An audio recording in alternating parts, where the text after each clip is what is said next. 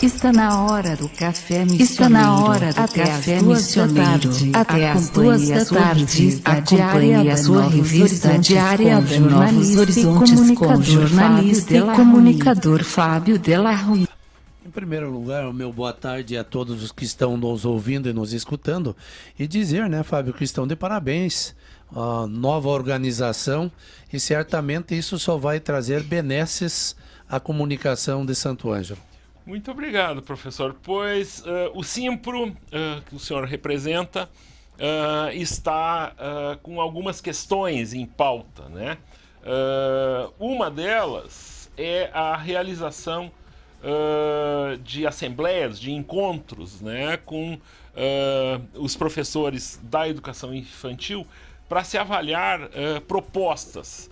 Como que está essa situação? Eu gostaria que o senhor nos traçasse um perfil, um panorama dessa questão. E o Francisco, logicamente, pode participar, porque também é professor da rede privada.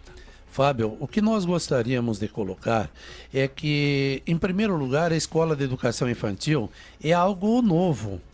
Até pouco tempo nós chamávamos de creche. Então o objetivo único que existia era de cuidar as crianças. Hoje não. Hoje, segundo o Ministério da Educação, ela é uma escola e tem todas as características e as obrigações de uma escola voltada para a criança.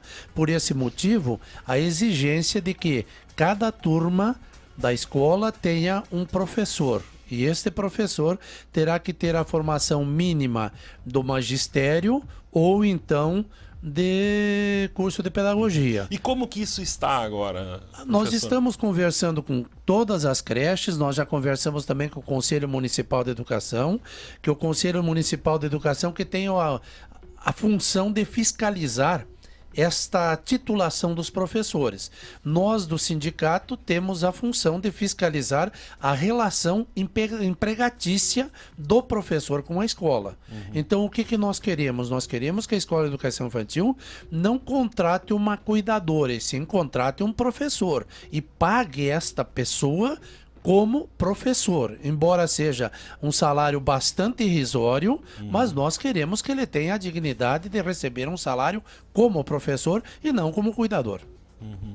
Qual o percentual de escolas que efetivamente já estão dentro dessa nova realidade? Olha, nós temos aqui em Santo Ângelo, na realidade concreta, nós temos 2 escolas que eu acredito que nós podemos dizer que é 100%. As outras nós estamos negociando, estamos conversando aqui, São Luís, Cerro Largo, e estamos procurando organizar todas elas.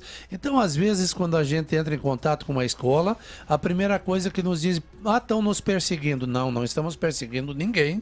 Estamos entrando em contato com todas as creches, as escolas de educação infantil, antigas creches, para que eles se adaptem ao novo sistema, que já deveriam estar adaptados, por sinal, tanto na parte trabalhista quanto na parte educacional. Mas na parte da função educacional é competência do Conselho Municipal de Educação. Francisco, uma das questões, por exemplo, antes que nós começávamos aqui o nosso encontro, ainda fora do ar, eu falei uma frase que eu notei, o mesmo sorriso que tu acabaste de dar em relação a uma questão. Pois é muito mais fácil a criança aprender certo já de saída do que aprender errado para depois aprender certo.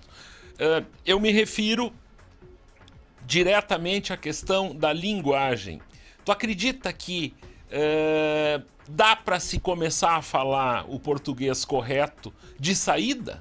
Ou primeiro aprende errado com uma cuidadora sem formação, despreparada, enfim, para depois recuperar isso a partir dos 6 ou 7 anos, quando efetivamente entrar na idade escolar. Eu quero a tua opinião e por tabela também a do Thiago. O que ele pensa nisso? Será que é mais fácil aprender de um jeito para depois aprender certo? Tem gente que não concorda com isso. Muito boa tarde a todos, então. É uma alegria estar novamente aqui com o professor Cirilo, que me representa enquanto sindicalizado ao Simpro, né? Então tenho muito orgulho em dizer isso. Efetivamente estão ocorrendo alterações no perfil sindical regional, pelo menos, né? Mas que são significativas e sentidas por todos da classe. né? Enquanto professor de uma escola particular, eu tenho que me furtar a estar dentro do sistema de ensino privado, né? Eu sou uma mercadoria, né? Eu, professor, sou uma mercadoria. Estou vendendo minha força de trabalho e no momento que eu não ser mais benquisto ou que eu não ser mais útil àquele órgão que me mantém lá, eu vou ser despachado assim como qualquer outro trabalhador que tem o pé posto na sua bunda no momento de ir embora, né? Então é uma realidade muito tênue. Então por isso também é difícil às vezes posicionar-se enquanto sindicalizado de órgãos e entidades, né? Por isso o movimento sindical se esvai. Por isso o movimento sindical de uma forma geral entra em descrédito por ser taxado de pelego ou de só obedecer ao patrão em diversas camadas, não só enquanto professores, mas sindicalistas do metal mecânico, têxtil, enfim, né? Grandes grupos sindicais que detêm lá a representatividade de 500 mil pessoas no Brasil, né? Há movimentos que fazem com que tornem o descrédito a isso. Então, são pontos a serem construídos também, mas digo novamente, felizmente, que na nossa região, pelo menos, há efetivamente uma retomada dos caminhos para que seja feita valer o direito e a garantia legal do professor, né? Nós temos também leis e deveres a serem cumpridos para conosco.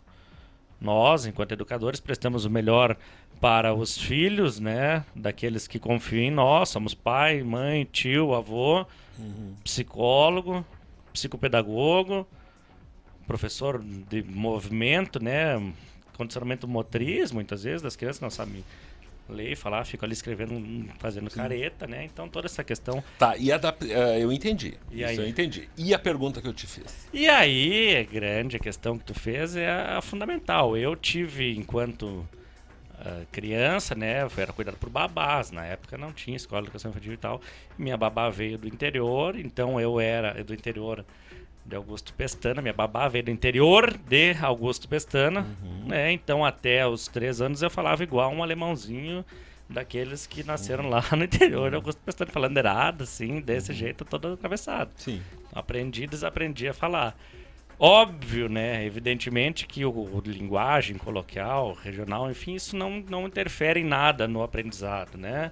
Talvez alguma diferença ou alguma questão mais na fala, na dicção, né? O R, aquela coisa do R, isso pode se influenciar, mas a escrita, principalmente a leitura, se for feita por alguém competente, habilitado para isso, é de fundamental importância para a redução do distanciamento das crianças para com a leitura e o livro, né? Isso não se tem dúvida. Qualquer um que pegue uma criança que tenha um acompanhamento por um profissional e uma que tenha por um não profissional vai ver a diferença cognitiva da criança, né? Intrínseca às suas idades de aprendizado. Piaget lá, aquela questão toda, né? Então tem sim diferença e é muito importante que virou lei agora, não é mais creche, né? Sim. Thiago Meyer Mendes, boa tarde. Que bom que você está de volta. Boa tarde, Fábio. Boa tarde, Francisco. Boa tarde, professor Cirilo. Foi meu professor no 2º grau. É uma alegria estar aqui de volta, né, nesse estúdio cada vez mais bonito. Né? Muito bem. Inclusive quero dizer que esse blusão da Dudalina aqui é chibeiro, né? Ah, sim. Trazido do Paraguai. Produzido no Brasil, comprado no Paraguai, é mais ou menos isso. Dentro da cota, né? Dentro da cota. Sim, mas a cota quando era 300, agora vai ser um problema para ele, né? Que ele gosta muito, assim. Ele publica isso, né? Eu quero ver o que vai acontecer na próxima ida a Poçadas Vai dele. poder trazer 2 caixas de alfajor e olha lá, né? E um Fernet. Mas se fosse pra Fernet, tinha que baixar a cota mesmo. Até a Argentina trazer Fernet é um desperdício. Mas é bom, rapaz. Mas, bueno. Quanto à questão, né? Apesar, a gente sempre escuta falar que as pessoas mais velhas têm uma dificuldade para aprender novas coisas, né? Cachorro velho não aprende truque novo. Entretanto, mesmo crianças carregam vícios que às vezes, se repercutem por toda a vida. Então, creio que aprender o certo desde o início é muito importante. Inclusive a Zero Hora, há mais ou menos uns 2 meses atrás, ou quem sabe menos, 45 dias, fez um especial de educação, sobre educação francesa, que lá as crianças, para estudar e para se alimentar, são considerados adultos. Ou seja, eles não podem, não existe comida de criança e comida de adulto. Todas as comidas são iguais.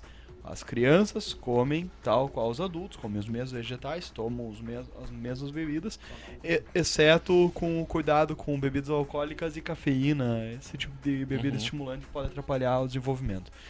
E para o estudo a mesma coisa. Se a criança tem um dever de casa, ninguém pode dizer não, ela não fez porque ela é criança, ela esqueceu, né? Então já se cria uma percepção. E inclusive a França, nos últimos 25 anos, tem ultrapassado vários países na escala de educação e de desenvolvimento infantil. A França, há 10 anos atrás, ocupava a 6ª posição na União Europeia e agora está ocupando a 2ª, apenas atrás da Alemanha, né, dentro da União Europeia. Então, essa mudança já mostra que a criança ela precisa saber que há deveres para se cumprir. E hoje em dia, cada vez mais.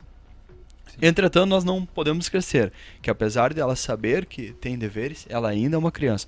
Ao meu ver, é um grande problema as crianças perderem o direito de serem crianças. Sim. Eu vejo muitas crianças que fazem aula de violão uma tarde, em inglês, mais 2. O ritmo que se impõe para essas crianças é assim, ó, eu posso falar sobre isso, só te interrompendo, mas para ilustrar, eu no meu caso tem a segunda-feira, por exemplo, um dia normal, agora num período de férias, atividade pela manhã, aula, né, considerado aula, educação infantil, a tarde inteira até às 18h30. Se tu analisares isso é um período muito grande de atenção, de atividade efetiva, que a gente nota na própria criança, nesse horário aí, em torno das 19 horas, a exaustão. Claro que o terrível é a nossa sociedade está cada vez... Se falava que era ritmo de cidade grande, que não sei o quê. Aqui em Santo Ângelo a gente sabe que tem crianças que estão numa escola, como não é oferecido turno integral, estão numa escola pela manhã e à tarde em outra escola, ou seja, numa creche, vamos dizer assim, pela manhã e depois aí na educação infantil à tarde. Imagina que ritmo isso. Aí está o segredo, Fábio, do porquê da necessidade de termos um professor formado ou em pedagogia ou no mínimo no magistério para atender essa criança durante todo esse tempo. Porque um professor formado, ele teve psicologia infantil, didática, teve uma série de orientação para trabalhar com a criança. Né? Então aí eu acredito até que não se torne tão maçante para a criança esse tempo que ela fica com a professora, porque a professora vai saber dosar a hora de atividade mais séria, a hora de brincadeira, a hora do soninho, etc. e tal, de acordo com a idade da criança. O que uma cuidadora que não teve essa formação certamente não terá capacidade de desenvolver. Não é demérito a ela. Não é demérito. Ela simplesmente não teve essa formação. Por isso a nossa luta, né? Queres concluir? E assim, isso eu vejo que é muito confortável para os pais. Isso é uma busca dos pais. Porque é muito mais fácil. Olha a geração de crianças criadas pela galinha pintadinha que nós estamos tendo. Estamos no quarto volume agora. É muito fácil colocar a criança na frente da TV, ela ficar olhando aquilo lá, várias cores brilhantes, com umas musiquinhas divertidas, infantis. Ela vai ficar ali olhando e os pais vão poder fazer seus afazeres. Né? Mas ser pai é saber que você precisa dar um acompanhamento para o seu filho. Então, não transferir apenas para o educador também a educação de sua criança, né? E até sobre isso, semana passada, o CEO do Google falou que o correto era as pessoas trabalharem 4 horas apenas por dia.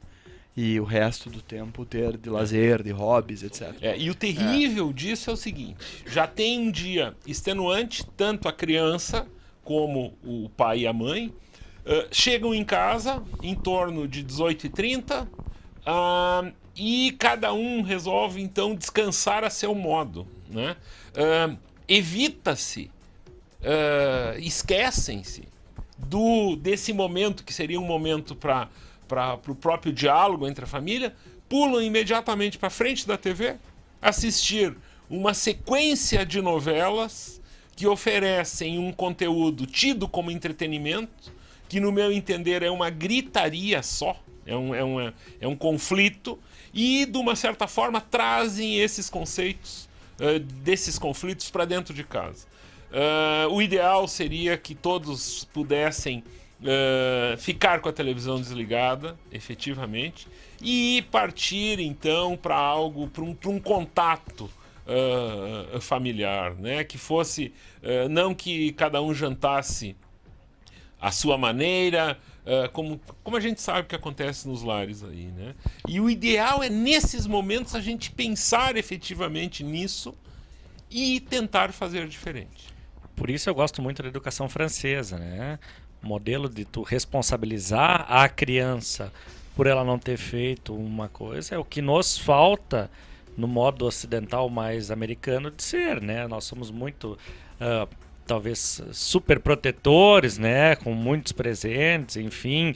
Eu tenho muito pouco tempo com a criança em casa e daí eu tenho que aproveitar ao máximo e não posso tornar o momento que eu tô com meu filho chato porque ele vai ficar triste comigo. Não, muito pelo contrário. Aí que eu tenho que confrontar a criança, né? Para ele não virar um déspota e mandar na casa. Ele que toma conta da TV, ele que come o que ele quer, quando ele quer, se não é aquela crise de choro, se joga no chão, grita, isso não é comportamento normal de criança. Nunca foi e é normal para quem não tem controle sobre a criança. Tem que se deixar bem claro. O pai que não consegue regrar isso, desconta depois no professor ou na coordenação da escola um comportamento que ele tolera em casa e que a criança vai reproduzir onde ela estiver. Né? A metodologia francesa é o quê? Você tem regras e limites. Se você não cumprir, você vai ser responsabilizado sobre isso. E essa responsabilização torna essa criança consciente do que ela não vai poder fazer o que ela quiser. Né? Esse é um ponto fundamental para reflexão. Os pais, é claro que é muito difícil falar isso. Para mim é fácil porque eu não sou pai, né? Barbada, ficar dando palpite na criação do filho dos outros, né? Só que observando todos os grandes pesquisadores para a pedagogia e para a construção, principalmente do ego, alter ego das crianças, uma parte mais psicológica, que todas as crianças, eu digo uma fase, pelo menos teriam de ter um período com um psicólogo para se conhecer e se descobrir. Né, o profissional da psicologia também é muito estigmatizado, né? Só vai falar com psicólogo quem é louco. Muito pelo contrário, louco é quem não vai falar com psicólogo. Né? Então teria de ter... Louco é o que foge do psicólogo. É o que foge do... Esse sabe que é louco e daí não quer ir, né? Então é isso aí. Seria importantíssimo também. A psicologia francesa, por sua vez, está extremamente presente em todos os espaços, né? Seja desde a construção do espaço do menor infrator nos conselhos tutelares ou principalmente nas escolas. Chega-se num conselho tutelar na França, ele é um outro mundo, né? Vá se visitar um conselho tutelar no Brasil para ver o que é. Muito bem, nós vamos ao nosso primeiro intervalo e em seguida eu converso e conto para vocês algo que a gente pincelou aqui no programa. O governo reduz para $150 a cota de isenção para importação por fronteira terrestre. Em seguida. A melhor rádio do seu rádio. Novos Horizontes. FM. Com café mistoneiro com jornalista e comunicador Fábio Delarue. Pois os tomadores de Fernet têm um problema. Para quem não sabe, o Fernet é um destilado de ervas aromáticas que para alguns lembra muito, o Thiago Meyer Mendes, por exemplo, lembra muito a olina. Aqui no Brasil existiu, nos anos 50 e 60, uma variedade maior. Daí por muitos anos existiu apenas o Undenberg, que por questões de registro transformou-se em Brasilberg, mas não é a mesma coisa que o Fernet. O Fernet ele possui não é tão adocicado quanto o Brasilberg. E o que ocorre é o seguinte, há pelo menos 10 anos, as pessoas começaram a trazer essa bebida da Argentina para se consumir aí como um aperitivo e tal. Pois, então, por isso que eu disse que os tomadores de Fernet devem estar tristes com a notícia. Não só esse, mas também os que vão comprar, por exemplo, splits, ou esses circuladores de ar, esses trocadores de ar, no Uruguai, principalmente. A partir de hoje, a cota de isenção para importação de produtos por via terrestre foi reduzida. Antes eram $300, agora $150. É uma portaria do senhor ministro da Fazenda, o Guido Mantega, pois foi publicado então no Diário Oficial da União de ontem. Quem exceder esse valor terá que pagar imposto de importação de 50% para os produtos transportados. Isso diminui pela metade, efetivamente, o que as pessoas traziam aqui de uma ida a Poçadas. Com a palavra, o especialista nesse tipo de viagem, Francisco Medeiros.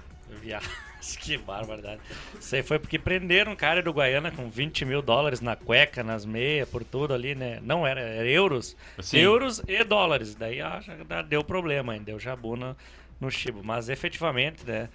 O chibo não vai acabar, ele vai continuar. Sim. O brasileiro é muito inventivo para esse processo, né?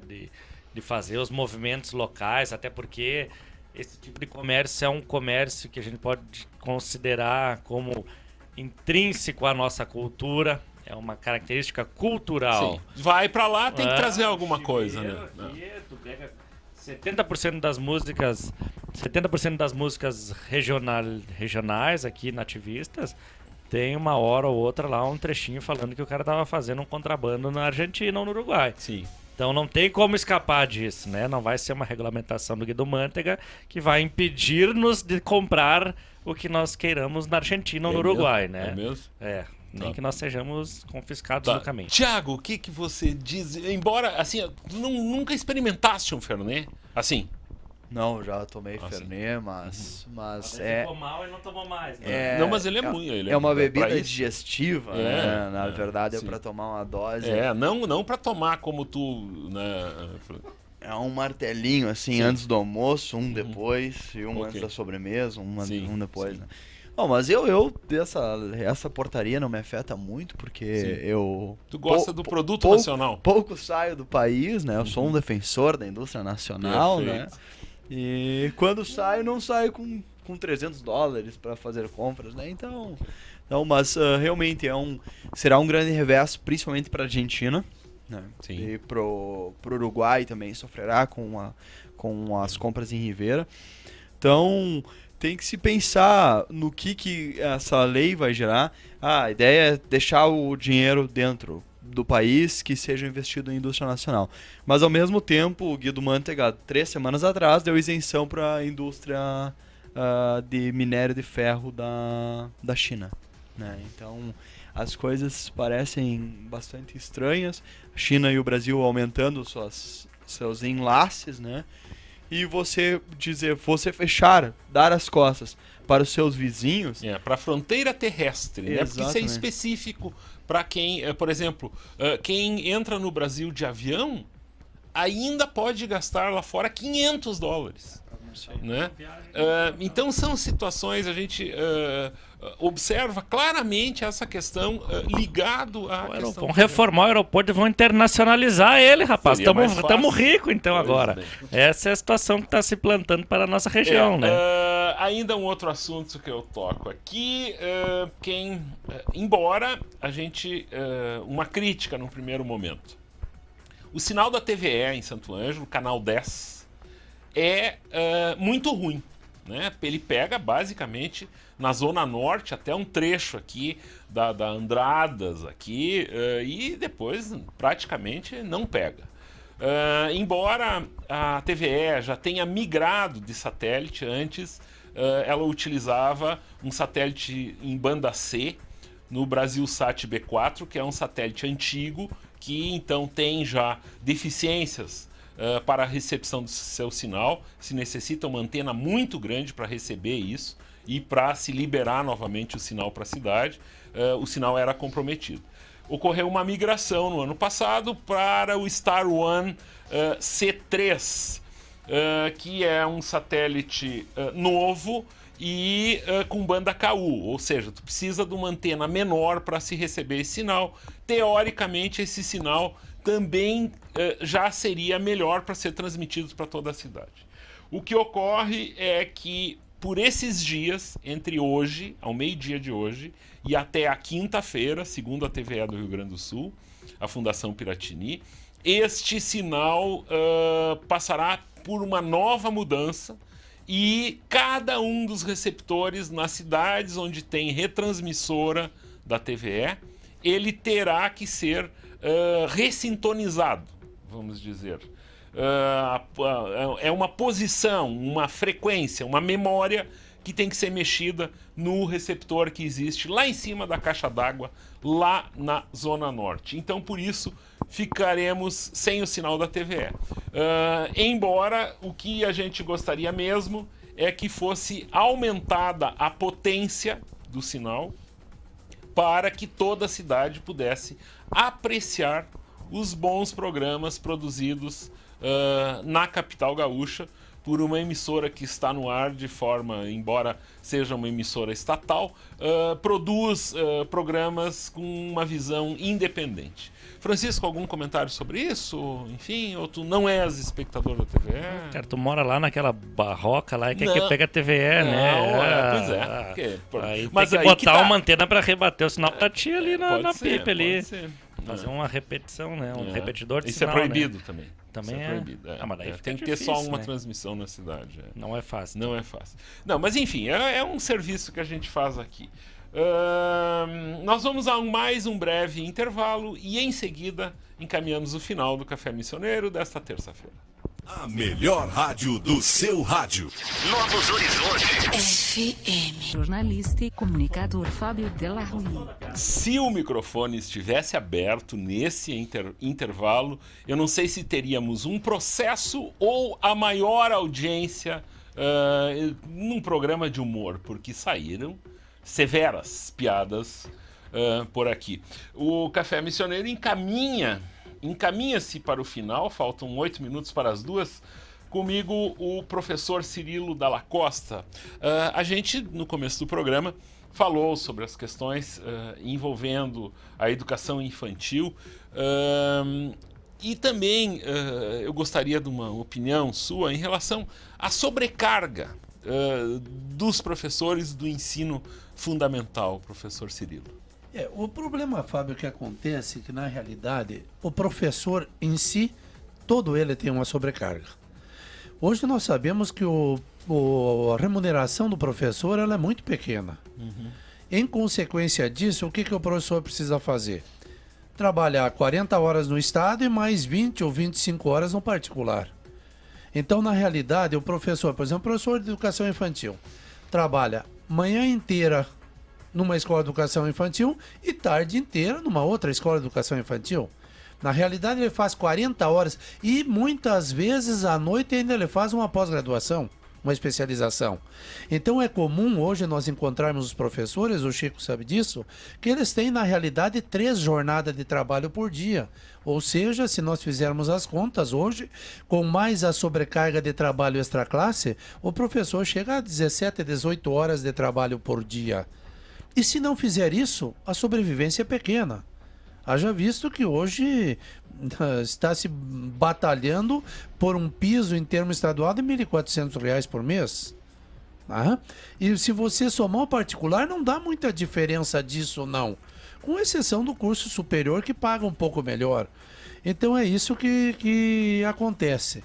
E uma das coisas que eu gostaria de colocar, Fábio, isso é muito importante, é que tem pessoas que dizem, o sindicato desagrega, o sindicato causa dissabores nas escolas. De maneira nenhuma. O sindicato é o terminal aonde deságua os problemas, ou os desacordos, ou as desavenças que já estão acontecendo dentro da escola. O descontentamento que está acontecendo. O sindicato não vai criar problema nas escolas. Ele vai tentar resolver. E o nosso, ao menos a nossa visão como Simpro, é negociação. É sentar, negociar, acertar o que está errado. Para quê? Para que haja uma harmonia dentro da escola. Uma harmonia que a gente deixa bem claro, uma harmonia laboral, lá onde haja patrão e funcionário, né? Porque às vezes chega alguém e nos diz: ah, mas lá na nossa escola é uma família. Não existe relação familiar entre professor e patrão. A relação é comercial. Como é que diz o Francisco? A hora que eu não estou mais produzindo, simplesmente me manda embora. Então eu estou vendendo o meu trabalho. O professor não está vendendo nada mais do que o seu trabalho e a sua capacidade. E para isso ele precisa ser remunerado. Eu ainda levo a esperança de que talvez numa próxima geração o professor ganhe o suficiente, de repente que nem as escolas federais. Você ganha relativamente bem, mas você tem que ser exclusivo. 40 horas e pronto.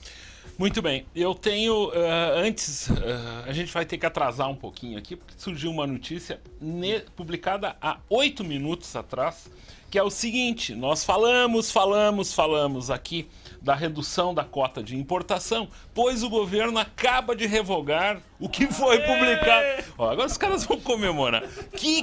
Por que a gente faz um programa falando sobre isso? Agora vamos ter que, pelo menos nós ainda, antes do final do programa... Não é que é mentira. O governo resolveu voltar atrás, tá? Eu vou tentar sintetizar o que eu leio nesse momento. A decisão foi confirmada agora há pouco pela Casa Civil da Presidência. Eu acho que essa é a repercussão do nosso programa, que no final dele... mas enfim, então eu vou contar para você.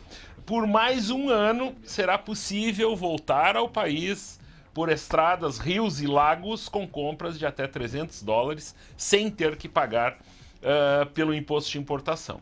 A redução foi publicada, como eu disse, no Diário Oficial de ontem, mas não havia entrado oficialmente em vigor, pois depende de uma regulamentação da Receita e, além disso, a questão envolvendo as lojas francas ou os free shops.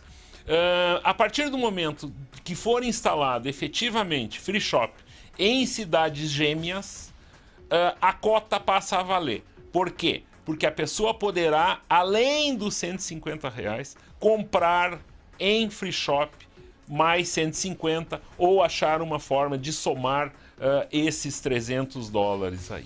Então não é reais, são dólares. Pois é isso, né? A gente falou. Então o seu Fernê está garantido. Só para garantir aqui, eu vou valorizar a indústria local, que o Thiago ficou falando que eu gosto muito do vindo da China. Comprei este pullover para parecer um professor assim respeitável nas lojas Teva aqui, né, numa avenida de Santo Ângelo, e vocês ficaram me caçoando o programa inteiro.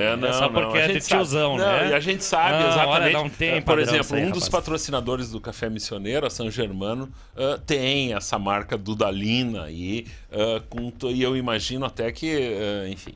Muito boa tarde, eu agradeço muito. O Thiago encerra o programa para mim. É bom estar de volta e eu quero dizer porque só aumentou de volta essa taxa porque o Francisco disse que ia acontecer uma revolução se não aumentasse, né? Ele Pode tava ser. aqui falando, é o problema da... O pessoal tava tentando escutar, mesmo nós com microfones desligados, né? Certo. O governo ditatorial estava nos escutando e Ok. viram que ia encrespar a coisa e liberaram de novo os $300. Muito bem. Essa informação ao vivo. E ainda bem que eu estava aqui tagueado, como se diz, para que qualquer informação...